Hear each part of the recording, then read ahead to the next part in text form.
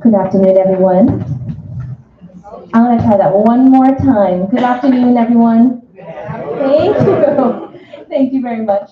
My name is Jill, and I'm the Director of Sales and Marketing here at Bayview. And on behalf of residents, staff, and the greater community, thank you so much for being here.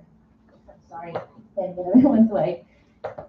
Before I introduce our wonderful expert panelists here, I wanted to give a brief overview of today's program. So for the first hour, we're going to have a Q&A with our panel members and our audience here. So we encourage you to bring about curious questions. So sorry, we got some technical difficulties with our...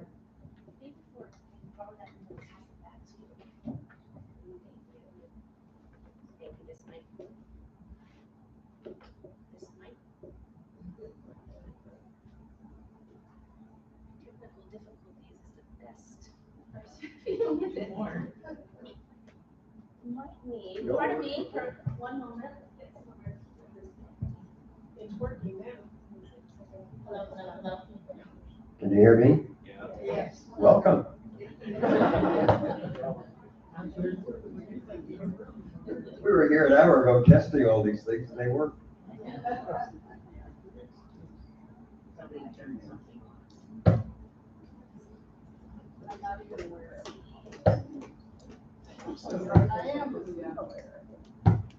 Hello. There we go.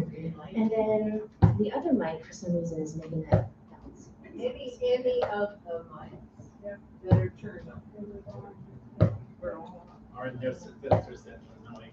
We'll have our wonderful team, Grace and Barbara, try and fix that. So thank you. So a very brief overview of today's program. From 1 to 2 o'clock, we are going to do a full hour Q&A with our audience here and our panelists. And we'll so just pop your hand up, and Grace, Michaels, and Barbara are going to come around with the mic and ask your question. And at 2 o'clock, we'll take a little break. There's bathrooms right behind here, and we'll all transition to the 10th floor, where there'll be appetizers and drinks by our culinary services team here. So, actually, I have one more quick thing I wanted to mention. So we're live streaming behind us. There are some people here who could not make it. So I'm just gonna say hello to Jane Ann from locally in Seattle, and Donna from Greece, and Sue from Texas. So thank you for tuning in on our live stream. All right, so we're gonna go ahead and get started. And again, our team is gonna go ahead and just scan the room for questions. And please take advantage of this time with our panelists here. We'll go ahead and get started with introductions, starting with the lovely Marie Kuhn. Hello, everybody. I'm a newbie. I've been at Bayview for about 8 months, and I came from the beautiful city of Seattle, where I lived for 50 years in the same house in Wallingford, raised 3 children, and came to a point where I thought I needed to go someplace to find joy again. And this was one beautiful place to come and look at view. Still feel like the city is in my bones. And I don't regret that I made this decision to come here.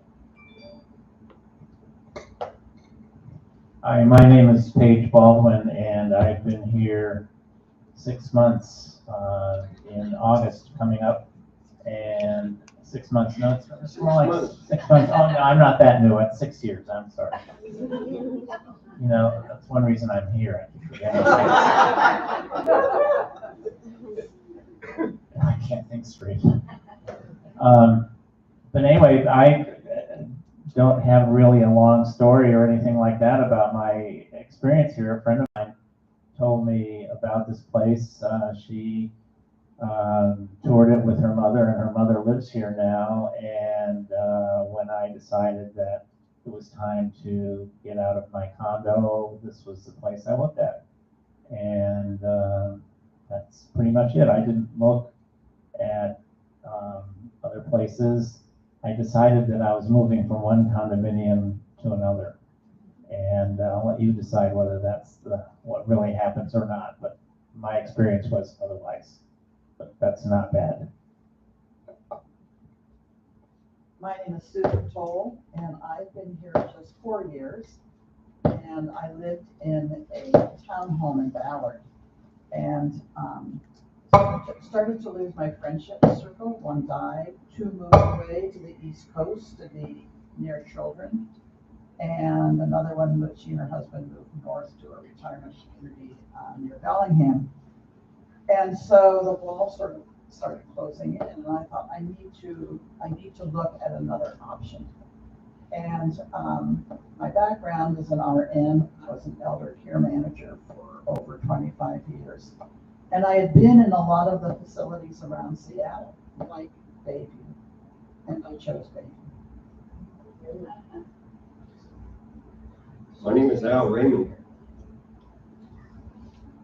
And I actually never intended to move into Bayview. I was here. Hello again. My name is Al Raymond, and I didn't plan to move here. I actually came out here at Christmas to visit my daughter, who's a doctor living up on Queen Anne. And my wife had died the previous year. We lived out in the woods on the Upper Peninsula, Michigan. Anybody here know about the UP? Yeah, we lived in Marquette, beautiful town. I lived out in the woods. After my wife died, I moved into a condo, and I've been there about a month. And then came out here for Christmas, and came over here to have lunch with my cousin, who's one of the residents. I met more people in that one day than I had met in that whole year in the condo, because I was in a condo with a bunch of professional people, and there wasn't a community center. And so in 2 days, I decided to move from Marquette, where I lived for 43 years, to Bayview. And at the time, we were going through a $54 million renovation. They showed me a room, Lady Miller showed me a room, and it was filled with paint cans. I could look through the window and see Puget Sound and Olympic Mountains. And so I decided to move here. And I don't want to be trivializing on this. You should do your due diligence. You know, you don't want to go into a place that's not financially stable. But I figured if Krieger could make a $54 million loan for renovation, that part was taken care of. And my cousin's kids had looked at every place in Seattle and decided that's the place for their mom. So anyway, I decided to move here, and I have not regretted it one single day. How long ago was that? Good question. I moved in here 6 years ago, April Fool's Day. It was actually April 3rd, but people get a kick out of the April 1st.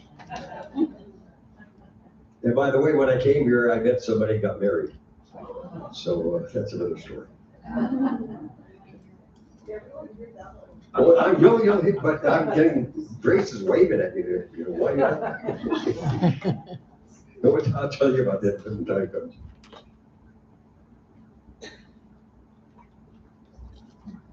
Sorry, I'm taking a mic from Susan. I'm so sorry. She lost one mic. Okay, thank you so much, Al. I think we can go ahead and get started with some Q&A with our audience here. Don't be shy. We got okay. I was going to say we got a question. How did I have to get married? But I'll defer to you about 3 other questions. It sounds like several of you looked at other places and picked Bayview. I'd like to know specifically what set Bayview apart? Not just that the light it was better, but what, can you be really specific? Thank you. Well, I'll start out. I'm sure others have, on the panel have their experiences as well. Because I've been in so many facilities similar to Bayview or month to month with patients and clients in them, I had kind of an intimate view of a lot of them and kind of behind the scenes kinds of things. So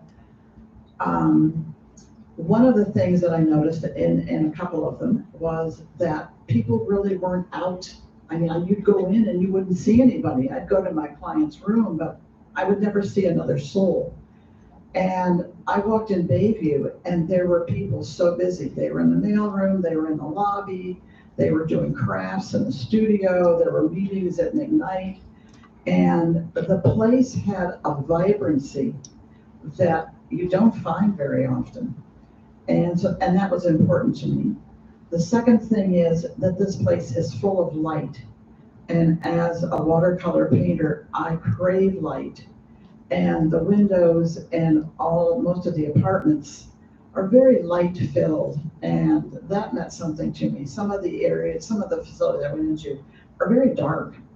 And that was important. Those are just a couple. I'll pass the floor. Mary, did you have something you wanted to share? Yes, I piggyback on my colleagues' comments by saying that I was on a wait list for 3 different retirement committees. And part of being on the wait list, as you probably know, is you don't know if you're ready, you don't know, whether you can afford it. There's just a whole slew of things that you're faced with. So I started with a place that was brand new, and I knew somebody who was going to move in there, and I thought, well, I think I'll just go and see what it's all about. So having tried that, and there was something about it that didn't fit me. As an individual, you go in and you feel comfortable or not. I mean, everybody has that sense. The second place was closer to my home. And I thought, well, this will work out because then I can still go to the places I enjoy because I'm still going to drive. And it will be like being at home. But it didn't sing to me. I like to sing. It didn't sing to me at all. The third place was too big. It was, I didn't know how you were going to get to know people. So ultimately, when I was on the wait list here, it was like, aha. It was, as was said earlier, vibrant. It made me feel happy. And that's why I chose Bayview.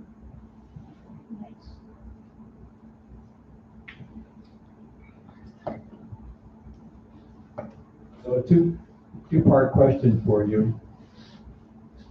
In terms of your move-in process, what was the biggest adjustment for you? And then second part is, as part of that process, if you had to do it over again, what would you do differently?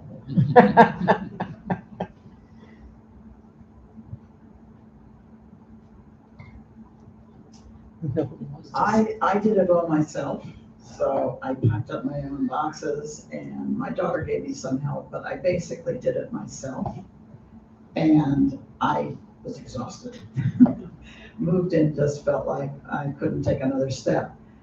I would do it much differently in the second time around. There are moving services and Bayview will recommend them who come in. They help you separate what you're going to leave behind and what you are going to bring. They pack it up for you. They come and they unpack you, and by the time the move-in day is over, you are settled. Everything's put away. The boxes and all the papers are gone. And if I had it to do over again, that's what I would do. I did just that. And it was, doesn't sound like this is working, but maybe it is. It's what they. Okay, well, all right. So anyway, I did just exactly what she said she did do. And when I was here, I had asked the social worker who was doing the assessment to determine whether or not I would be fitting here.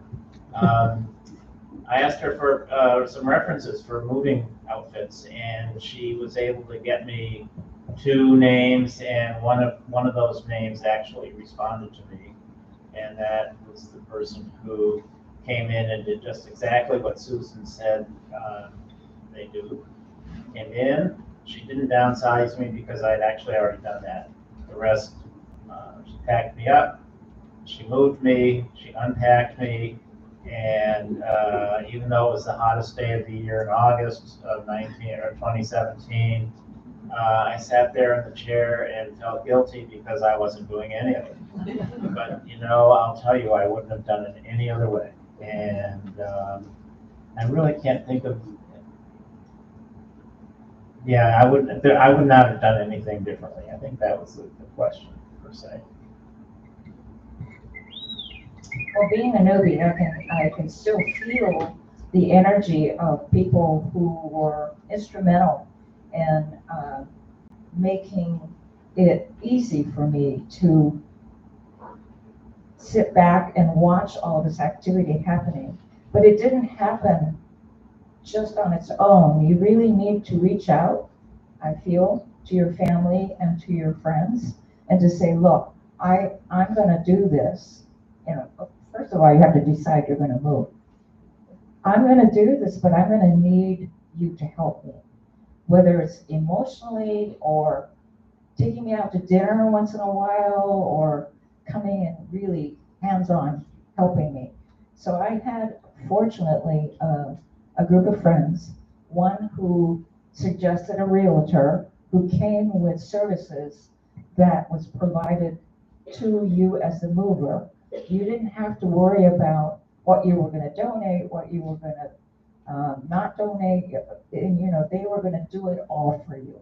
And it would be part of the cost of selling your house. So once your house is sold, they would deduct the services from the cost, from the income. The second one is I stack things, and who knows when I'm going to get to it next. I have friends who are, Marie, that's going to go. So is it all going to go? Or are you going to sit there and sort it? They were fierce, very fierce. And you get to a point after a while where you say, okay, I'm ready to let it go. And then the other part are belongings. I never had any antiques or anything that was of value to family or to anybody who would like to buy. So I gave things away. And I knew that things that I enjoyed would be enjoyed by people that I know. And so there was that. And I would not do anything differently. It brought us closer together as friends. And also they knew exactly where I was going to go. And they were all behind me 100%. And just to touch on what Marie and Paige mentioned, Bayview does offer some resources. So we worked with Katie from Moves Made Simple, who she actually had a talk a couple of months ago, and she does free consultation, so 1-hour consultation. If you want her contact, feel free to let me know, and know that those services and our referral partner services are also intact here. So we can offer those contacts for you. Thank you so much. I'll just add that I did have family heirlooms and my grandma's things that came down through my mother and to me, and they were precious. And so you cannot bring everything with you. My main goal was to have my apartment look spacious and not cluttered. And so I had to make some really hard choices, and they were difficult. I will say that 4 years in, I remember them, but I do not miss them. And my apartment looks spacious, so. Everybody's gonna bring too much. You know, you're gonna try to get rid of it, but it's traumatic. It really, it's hard. And I moved from that big house in the woods to the condo, to a 3-bedroom condo. Brought all the stuff I brought here in a 22-foot U-Haul, and I still had too much. So you end up with a storage room someplace where you store the stuff. And after a couple of years, you figure, why am I spending all that money for stuff that's not worth what the cost of saving it is? So I finally weaned myself from that, but it takes time. It's hard, it really is. It's difficult. There was a question over here.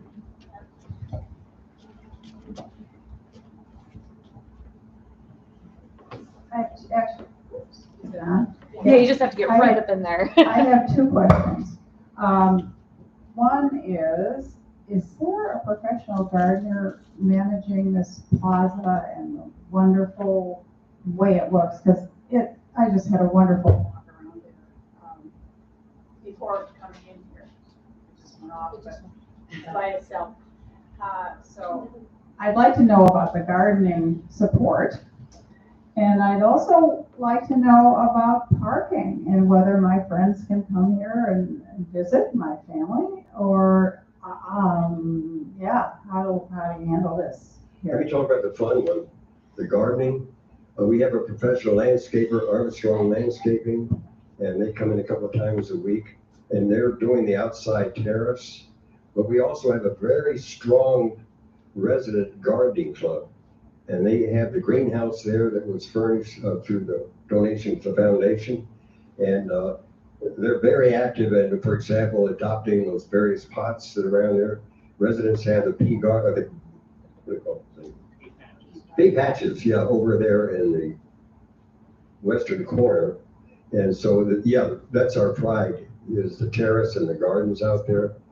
They're gorgeous. And I'll let somebody who has a car talk about parking. We gave away our car last year because we figured out it was costing us $300 a month just to sit there.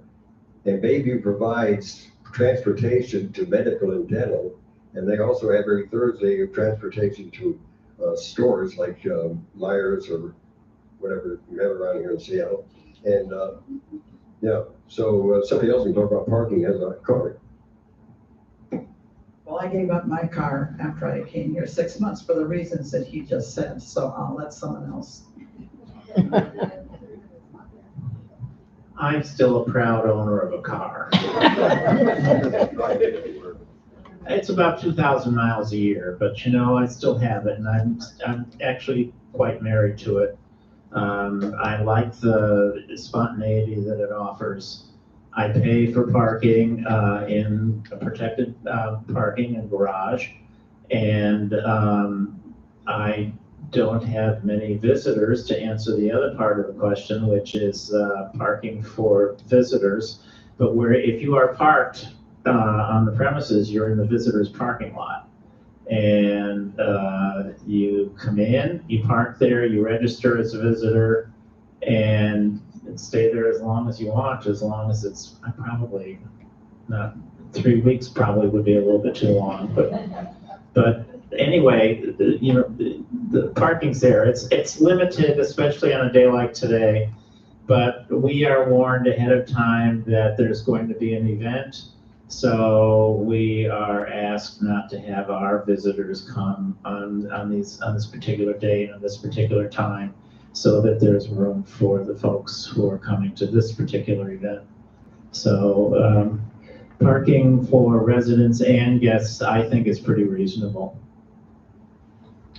I'm going to say that I also have a car, and I drive it maybe once a week, but I feel, you know, there are days when you don't want to be programmed into going someplace in a car, and I still love that freedom. As for guests, I have had multiple guests come to visit, have lunch, to come and see my new apartment, to celebrate my being here with me. They have never complained about parking. The visitor's lot is there, and if you want to park elsewhere, there are places elsewhere to park. But, you know, mostly they have never told me, oh gosh, I had a hard time finding a place to park. And I'm gonna say that reception is totally your lifeline. I mean, they are so helpful if you have any issues at all. They will find a way to help solve your problem in terms of access.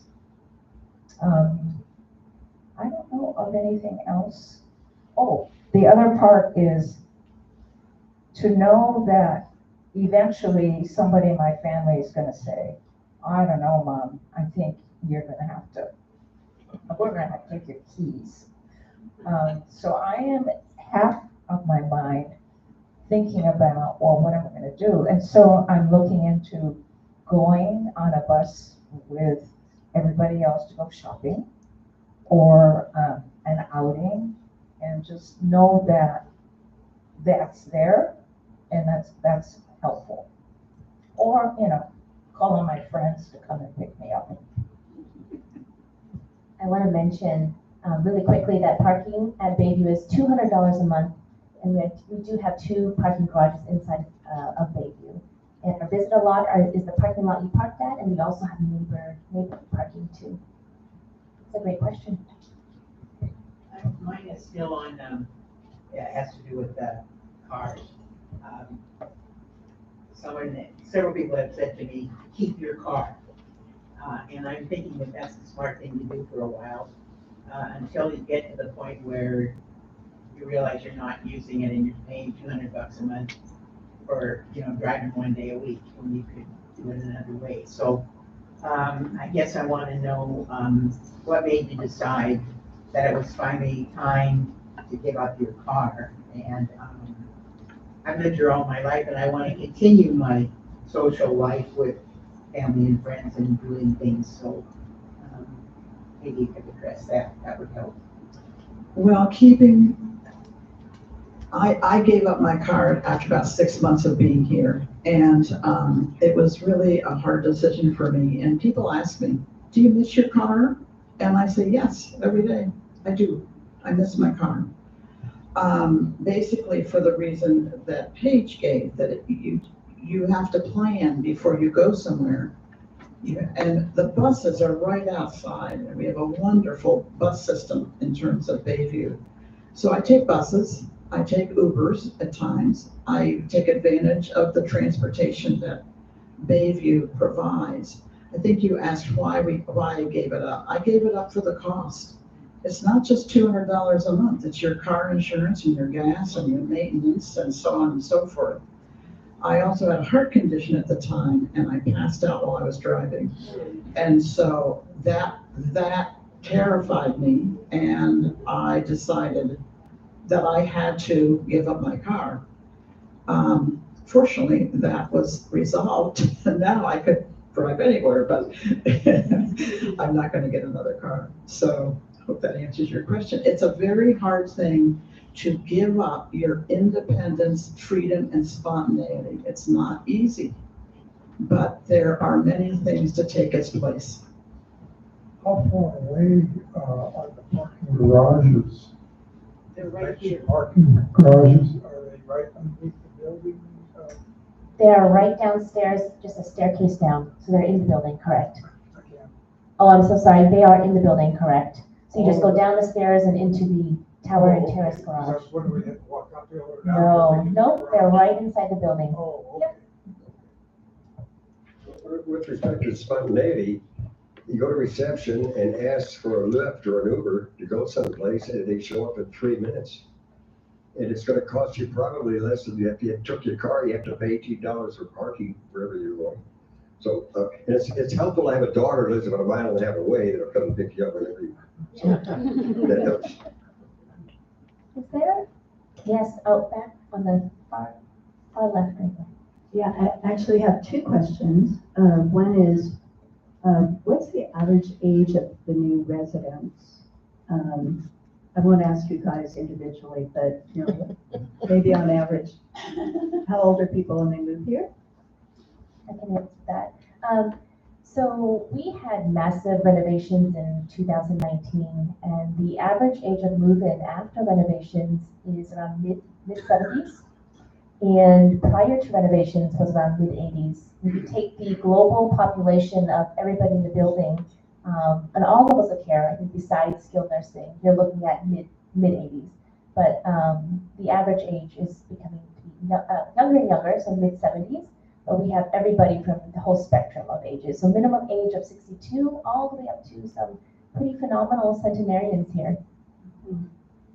And I also wanted to ask, if I'm not mistaken, you have roots in the Methodist Church, is that correct?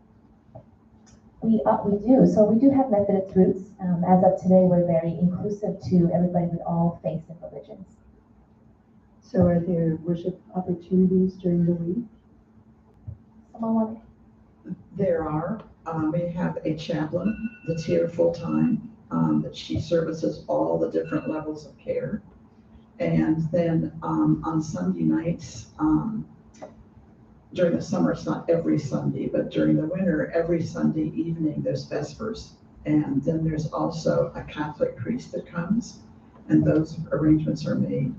She also runs a grief support group, a meditation group, and again, she provides services on all levels of care.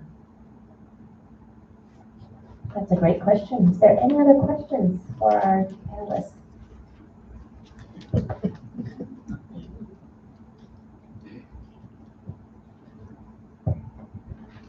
My question involves waiting lists, and I was just wondering, you have different size apartments, and I don't know what the availability is of the different apartments and how much time one must expect to wait, or are things available right away?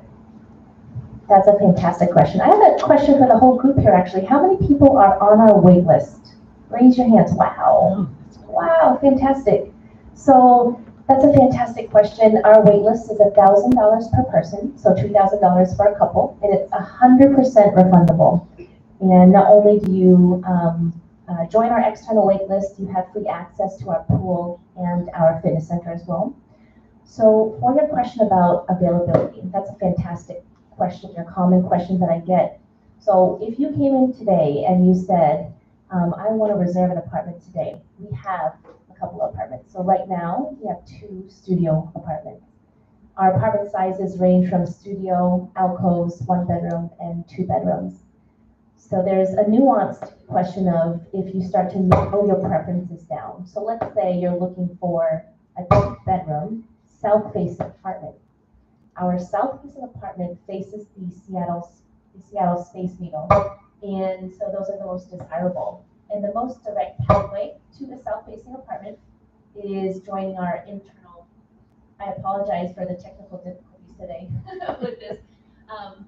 The most direct pathway to a south-facing apartment is moving into Bayview as an internal resident. Some data points that's really helpful for people. So we have 133 independent living apartments, and we have about 23 or 24 2-bedroom apartments. We have 70 1-bedrooms and 13 alcoves and about 25 studio apartments. And so that's another helpful data point for waitlist members. And another helpful data point, I'm sorry, can everyone hear me okay? Okay. On average, at least the last 2 years, we've had about 14 independent living apartments vacate, so available, so on average. So those are helpful data points on wait time. That's a great question. Anyone else here? Yes, Denny. So, if you were king or queen, what would each of you suggest is the most important thing about Bayview you'd like to change or improve?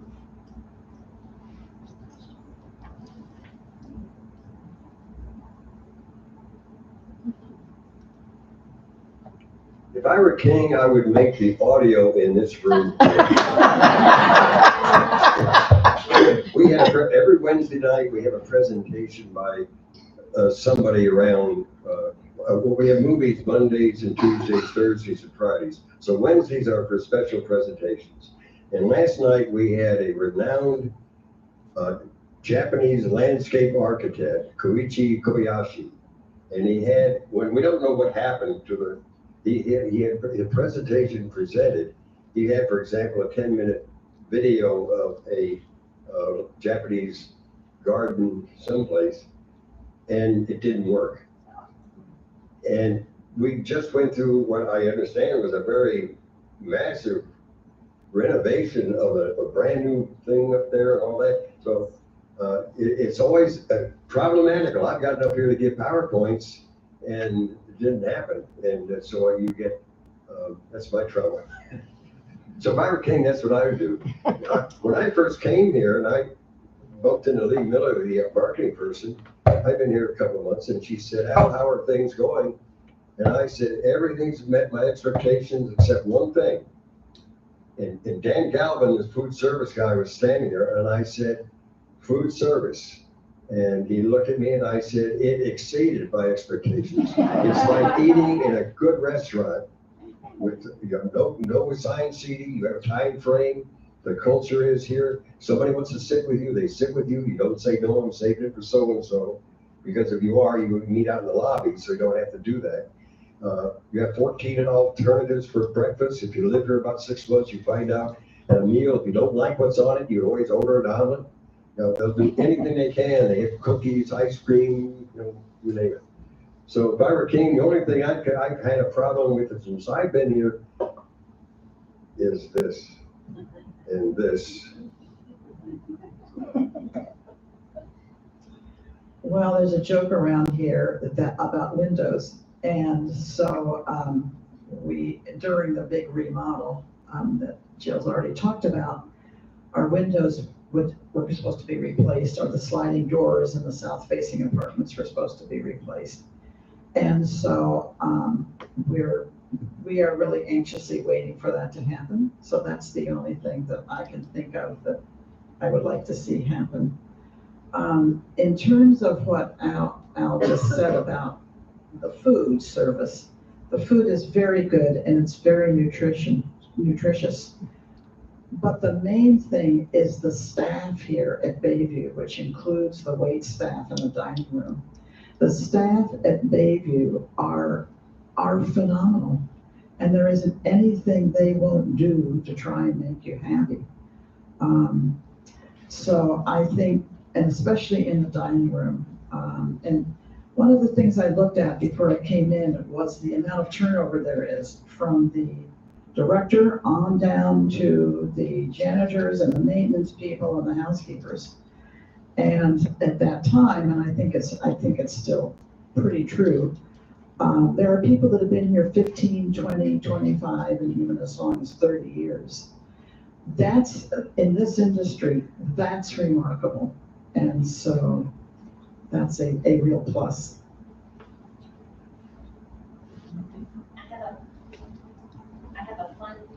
I have a fun fact with staffing. Nancy Weinbeck, our CEO, just celebrated her 22nd anniversary here at Bayview. So she was Director of Resident Operations for 18 years and 4 as CEO. So we're so grateful for a leader who leads the company organization with empathy and vision. And another fun fact that I just found out this morning is Bill St. Rose is one of our accountants who he is doing consulting work with us, but he's been here for 45 years and is our longest employee here. So just some fun facts with staffing here. But Susan did a great job sharing the staff bonds. What is the interaction between the retirement community with the daycare center? That's a fantastic question. Does someone want to shed light on our intergenerational children's center? Well, they have programs, for example, where the residents can choose to read to the older children. That's one of them. They announce when the children are going to be out on the terrace. They have toddlers and they have the preschoolers and all that. And the residents are encouraged to go on out there and act as grandmom and grandpop with them.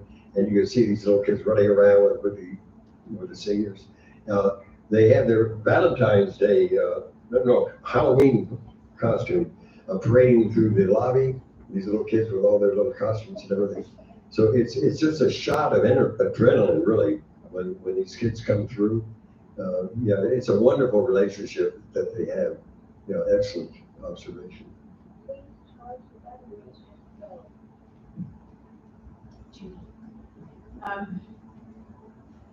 I've been living by myself for quite a while, me and my little dog, and COVID came and it got to be a lot more silent and I got used to it.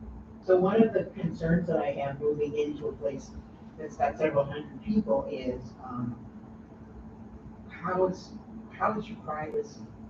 How is, what if you don't feel like talking to anybody some days? Are there people banging on your doors? Or is somebody are people just friendly, when you're out of your apartment? It's whatever you want it to be. There are some times when you just want to be involved in everything, and then there are other times when you want nobody to be around. And either way works, without judgment. If you are not around out in the community for several days, people might begin to wonder if you're okay. And we have means in place to address that. Staff checks every day to make sure that the toggle switches on the doors are down, which means the doors have been opened. It means that we must be alive. We open the door. And so that sort of thing is there. We have a healthcare nurse, a wellness nurse for the independent residents, and she can monitor our health as well, in addition to doing blood pressure checks, heart monitor checks, and all that kind of stuff. So, but the point being that however private you want to be, that is going to work for you that particular day. And, tomorrow is going to be another story. So, whatever works. You have little signs you hang on the door like in a hotel. Oh, do not disturb. I also think that maybe you were also asking about the quietness of the building. And I was on a wait list at another facility, and when I went and toured, I could hear people upstairs on this apartment and I could hear people next door. This apartment, because it's made of concrete, is so quiet. I've never been in a place that is so quiet. And so that's really, for me, it was kind of sound sensitive, a big plus. Well, also, you're given an opportunity to, We're just gonna do one mic now, so it won't be a lot of feedback. I apologize for all that. If I were king. Make him king. I just wanted to add that, being a newbie, I had that same kind of concern about how about if I just felt like I wanted to stay in. You're always going to be stimulated by communications. So there's a K4 app that tells you what's on today for events, what the meal is going to be like, whose birthday it is. It's very communicative of how to get you engaged if you want to be. And there are going to be days when you need to say, I'm sorry, I just need to be, by myself, which I do every now and again. I'll say, well, I'm staying in this Sunday because, whatever. But you do have the option to stay connected. There are newsletters that come out either by email, or you can choose to have a print copy that will tell you what the schedule is for the day, for the week. Fantastic question. No mics, Just one mic. Can you hear me? I have two questions. First, how comfortable other units when it's really hot outside, like when it's 90, 100 degrees? The second question is, to what extent has a building been retrofitted for a major earthquake?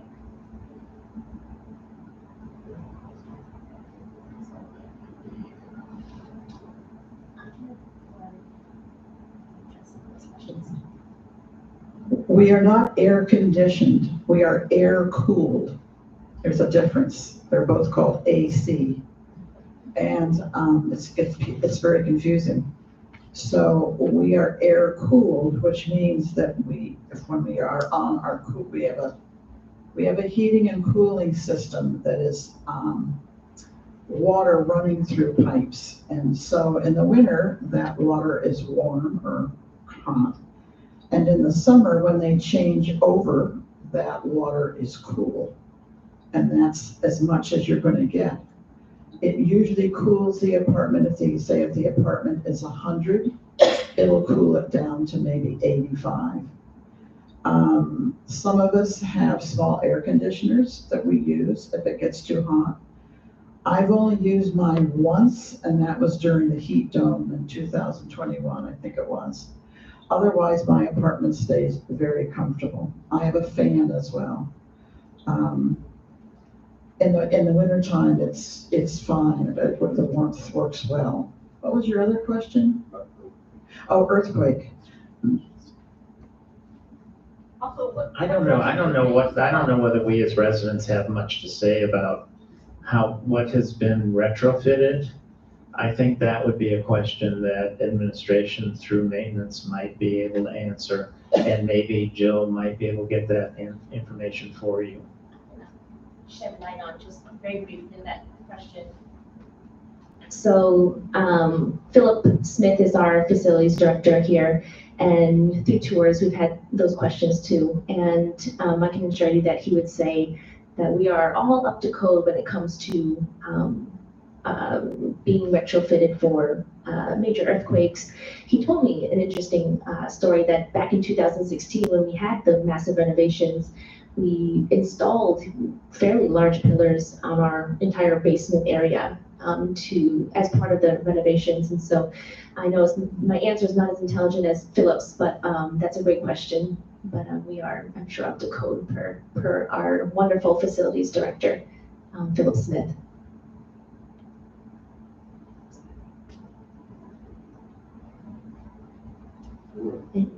Yes, Pat. What is the turnover rate in the 1 and 2 bedrooms? So I understand you can move in and get a waiting list while you're still living, or you're on the waiting list for your apartment. So Pat, your question was for 1 to 2 bedrooms, the kind of the vacancy rate.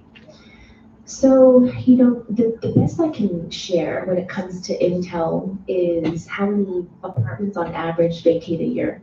You know, life is unexpected, and things evolve for people. People downsize, people upsize. It's a really deeply personal decision. And so the average availability of 1 to 2 bedrooms will range every year, on average about 14 apartments. And so I know that's a very vague answer, but in reality, that's probably the best gauge that I can give people on openings here at Bayview, 1 to 2 bedrooms. Now, 2 bedrooms are very limited, right? So we have about 23, 24 2 bedrooms. So when you're looking at all 14 apartments on average that open up, a small percentage of that is 2 bedrooms. So you'll see a lot of people move into 1 bedrooms or 2 bedroom with a less desirable view to get on our internal wait list to move into a more desirable apartment.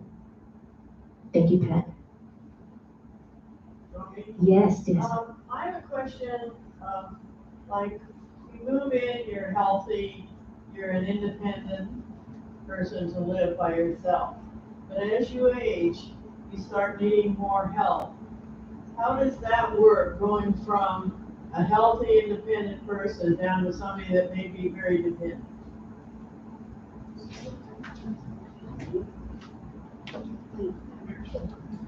So one of the advantages of coming into a life plan community, formerly called a CCRC, continuous care, and I like the old term better because it says what it is. So continuous care means that as your condition changes, you can get the help that you need. So let's just say, for an example, someone moves in, like you said, that is healthy and able, and all of a sudden they need help. And it's usually help with what's called ADLs, activities of daily living. And there's 6 of them. And so if you think of what you do when you get up in the morning, you get out of bed, that's one. You walk, that's the second one, to the bathroom. You toilet yourself, you shower yourself, you dress yourself, and you can get food from your plate to your mouth. So those are the 6 things that additional care is based on, and that's called assisted living. Here at Bayview, you can get assisted living either in your apartment.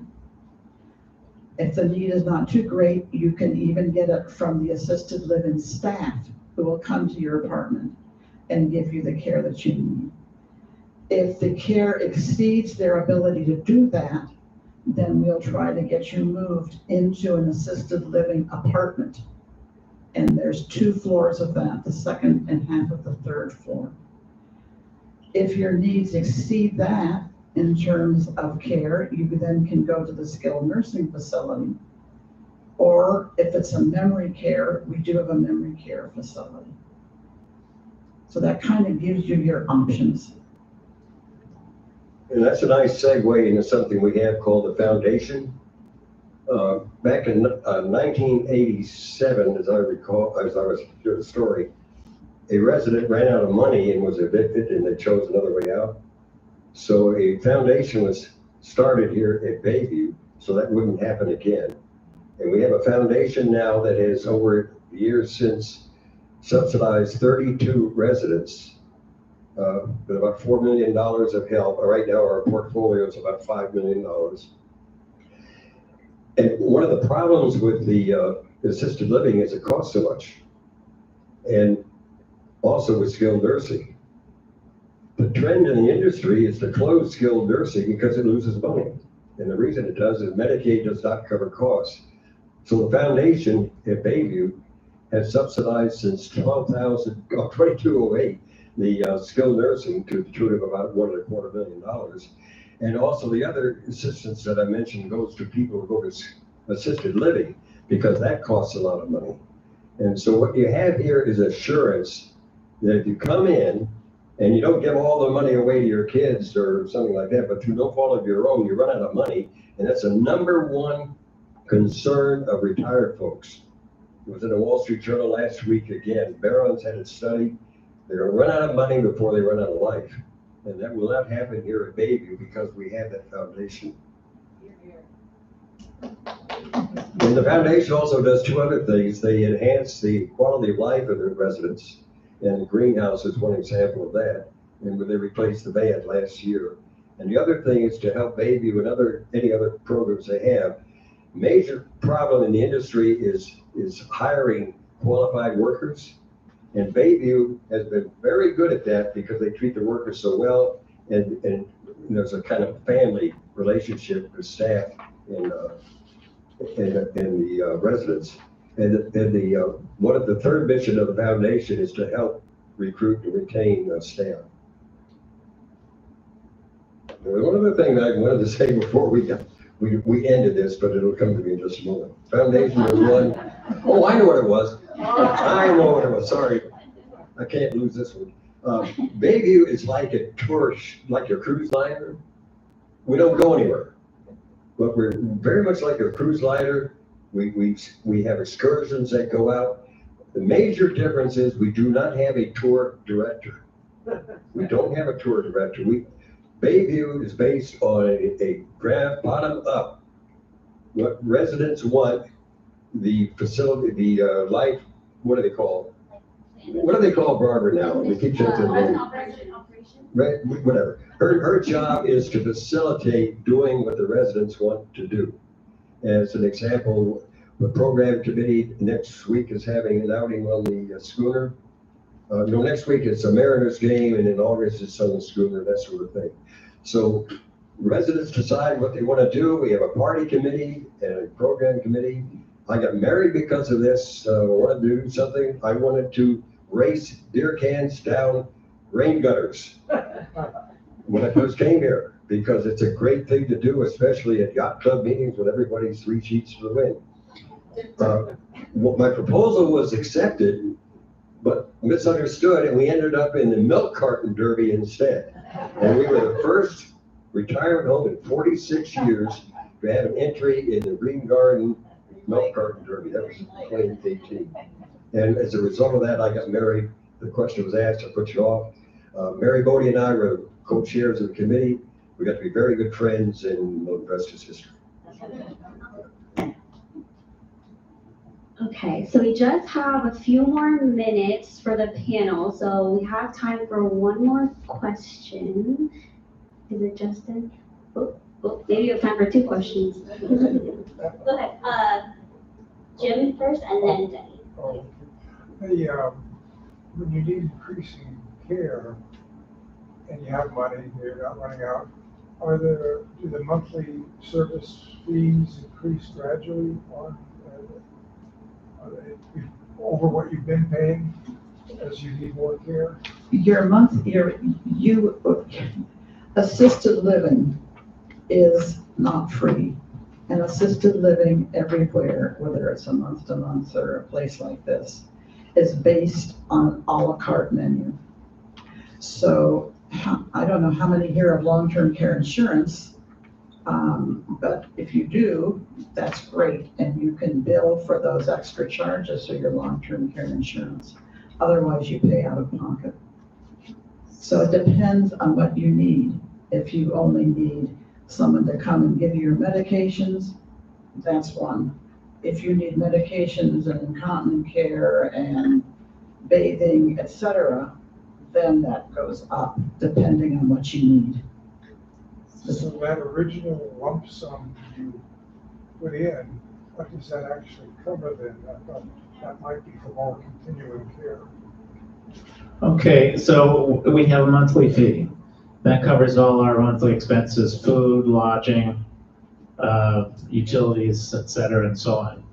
Now, the fee stays the same every month, and then every year it's evaluated to see whether or not the fee needs to go up for cost of living.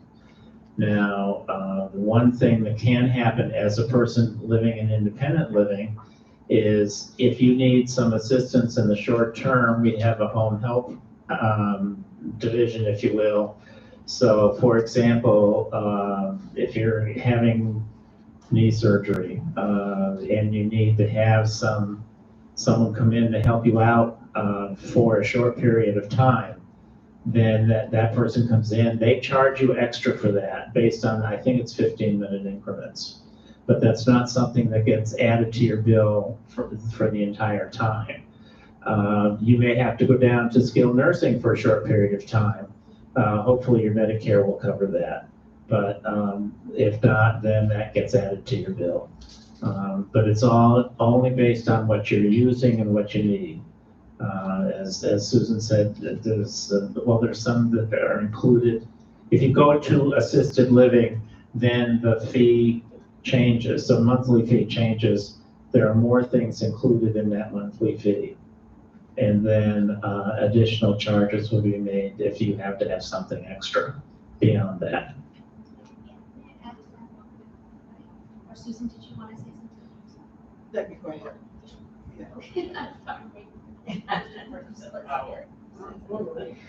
Just to add to Susan and Paige, so when you buy into the community and independent living, you have a monthly fee. And as Paige was saying, as you move up a level of care when the time is right, your monthly fee, your rate is higher. However, as a Bayview resident, your rate is actually going to be cheaper than a direct admission. So someone coming from the outside directly to assisted living. So there's a benefit where you have priority access and also a cheaper monthly rate than outside. So we're a type C community, which essentially means your lower entrance fees compared to type A communities. But as you move a different level of care, your rate increases because your services start to increase. And so you have a monthly fee in assisted living plus any additional care points And that really just depends on the individual. So I just wanted to clarify that part.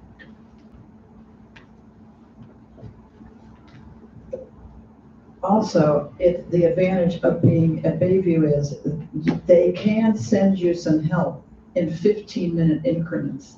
If you had to get help from outside, say, a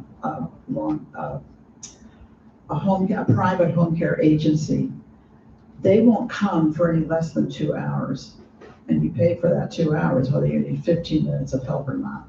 So if the care needs aren't too much, Bayview can give it you 15 minutes at a time, which is a big advantage. Last question, Denny. Oh, Yeah. I'm so sorry. We'll go Denny and then final question. Just to follow up on Paige's response, my folks had many happy years living at Hearthstone in Seattle, with a similar facility. But during their healthy years, each of them had a bad fall, and they weren't required to be hospitalized during winter time, but they needed actual hospital-type recovery facility. And so the health center at Hearthstone, they call that skilled nursing here, whatever they call it, had that ability, and both of them had about a week in that facility to just get everything healed up enough so they could put her back to their apartment and then do some good living. So is that the way it works here? You go into a skilled nursing center and get healed up and then? Yeah. Okay. There's great opportunity to rehab and then go right back to your apartment. All right, final question. Yes. Yes. So if I were to sign up and wanted a one-bedroom with view, what would be an average time that I would have to wait? Years, I'm guessing. I don't know. Just visit. So if you wanted a one bedroom? Yeah. And all our views are beautiful. Okay. So, I'm so sorry. Thank you very much. So 2 months ago, if you asked me, I wanted a one bedroom, and we had a north facing view, we had an east facing view, I'd say we have some availability. There are some apartments, our external and our internal residents have declined, and there would be some available. Today is a little different story where we have 2 studio apartments. It just really depends. So if you say one bedroom, non-south facing, you cast a wider net of apartments that will come available to you in the next 6 months. There will be apartments available coming in 6 months. If you narrow down your desire, that's when it gets more limited, and that's when I can confidently say you might have to wait a little longer. So plug in that south-facing apartment and your wait becomes longer. But as for an alcove, studio, one bedroom, they come available every couple of months. People are moving, transitioning, different apartments, and so I hope that addresses your question. If not, I can further clarify too and expand, maybe even one-on-one as well. It is now 2:02, and I know we're all ready to go upstairs. Just any final words from our panelists, a few final words.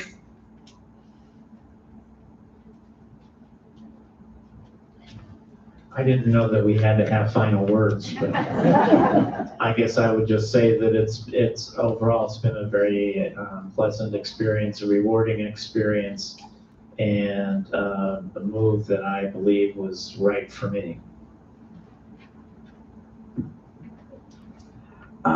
I've been here 4 years, and I love this place. I wouldn't trade it for anything. I will say that I had 2 children, 2 adult children. My daughter was delighted I was making this move. My son was horrified because he, in his mind, thought I was going into a nursing home. And so it took a bit of work to get him on board, but all of us, they enjoy coming here. It's a wonderful place to entertain and have guests. And so I'm just very happy here. I'd like to reinforce that it's an attitude change that's required. You think you're ending everything when you come to Bayview, and it's actually a new beginning. Really. Tomorrow we're having a field day, and we're going to be racing those beer cans down the rain gutters. Good with a little battery powered fans. So if you're free, come on by and see what's happening. We're having a model airplane toss and a cornhole pitch and darts, and the highlight is the 6th annual Bayview Regatta for the coveted Bayview Cup. But life begins when you come to Bayview, it doesn't end. You know, sometimes you get married.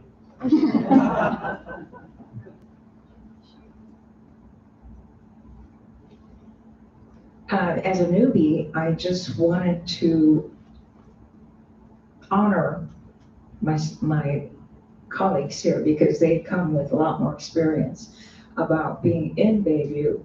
But what I have to say is, once I decided to come here, I've had joy as part of how I define my life every day.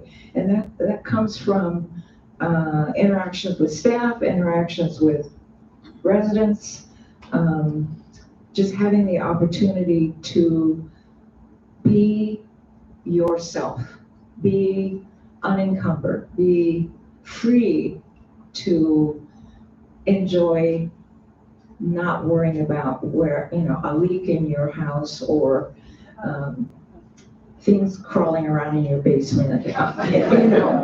Those are days gone by, and believe me, it was just such a relief to have that burden gone and know that I'm independent, but also supported in a wonderful community. Can we give a round of applause to our speakers? Thank you so much. So, one of the teams are going to be around if you'd like to chat for a little bit. Barbara and Marco, part of our resident operations team, is going to help transition everyone to the 10th floor, so they'll have the elevators locked down. And we're going to hold community tours just in 15-minute increments. If you have to go, you can nudge one of us with these lanyards and we can bring you on a tour earlier. But we're going to be seeing all size apartments with all different views today throughout the community. So please enjoy yourself. And again, thank you so much for coming today. Thank you.